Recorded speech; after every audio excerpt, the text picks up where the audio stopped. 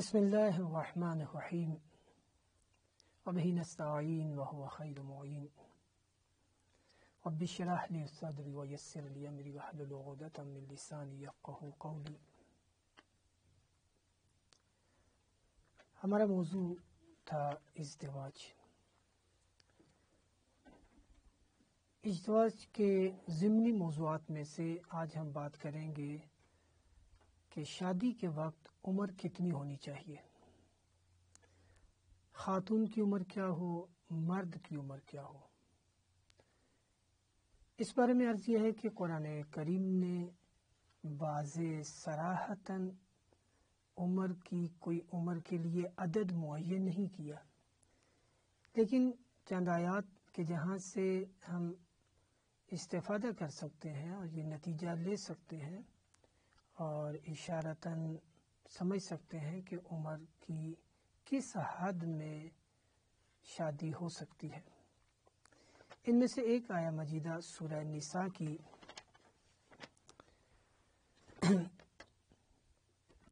نساء کی آیت نمبر 6 سے ہم استفادہ کرتے ہیں۔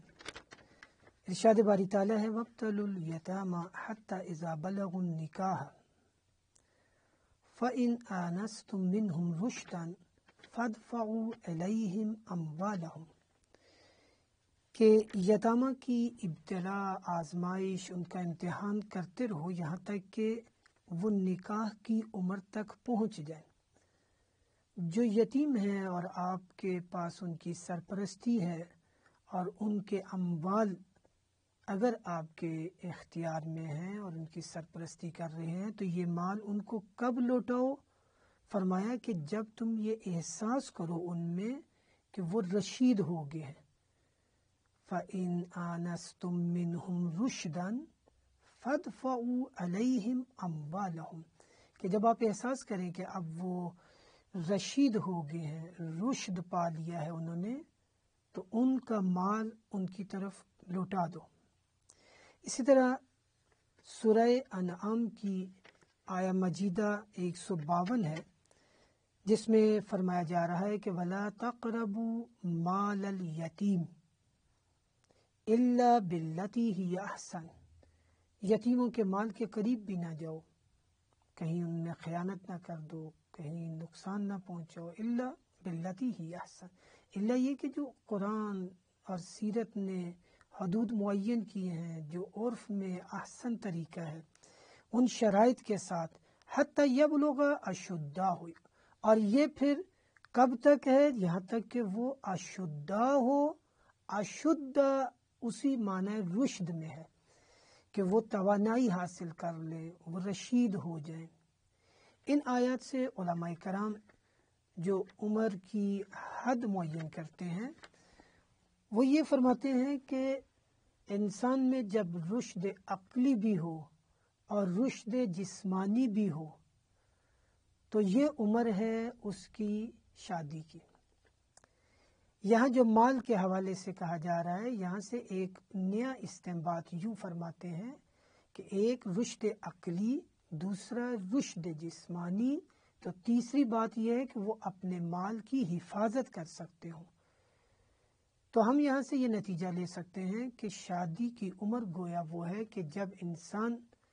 فکری اور نظری اور عقلی اعتبار سے بھی پختہ ہو جائے اور جسمانی اعتبار سے بھی دونوں طرف پختہ ہوں، اور تیسرا یہ کہ اپنے بننے والے نئے خاندان کو اور نئے گھر کو خود سے چلا سکے، اپنے پاؤں پر کھڑے ہوں، یعنی اقتصادی حوالے سے بھی خاندان کو بنا سکے، کیونکہ یہ فقط دو جسموں کا جوڑ نہیں ہے بلکہ دو خاندانوں کا جوڑ ہے، اور دو خاندان جب جڑیں گے تو پھر صلہ رحمی کے لیے اور پھر بہت ساری ذمہ داریاں طرفین کے اوپر آتی ہیں، ان کو ادا کرنے کے لیے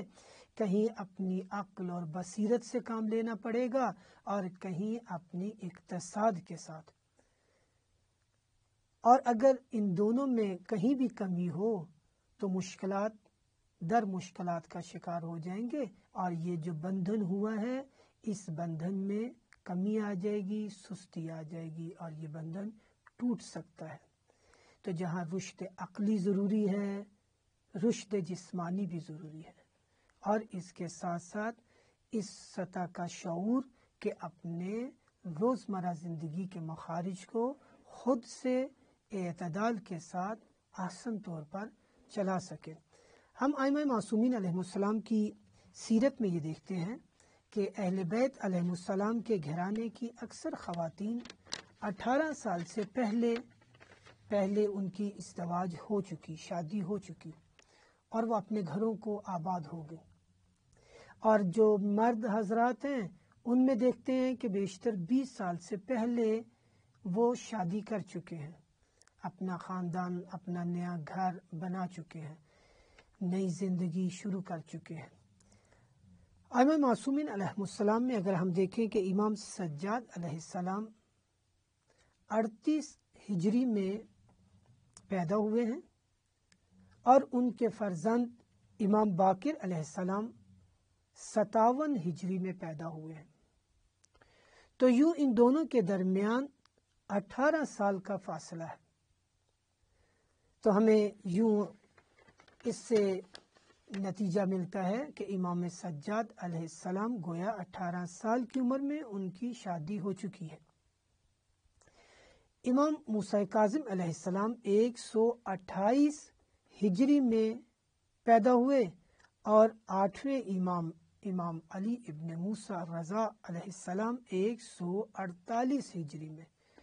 یوں ان دونوں بزرگواران اور دونوں اماموں کے درمیان فاصلہ 20 سال کا ہے، گویا 7ویں امام کی شادی 20 سال کی عمر میں ہے۔ امام جواد فرزند امام علی ابن موسیٰ رضا علیہ السلام، جنہیں پاکستان میں ہم بیشتر امام تقی علیہ السلام کے نام سے پہچانتے ہیں،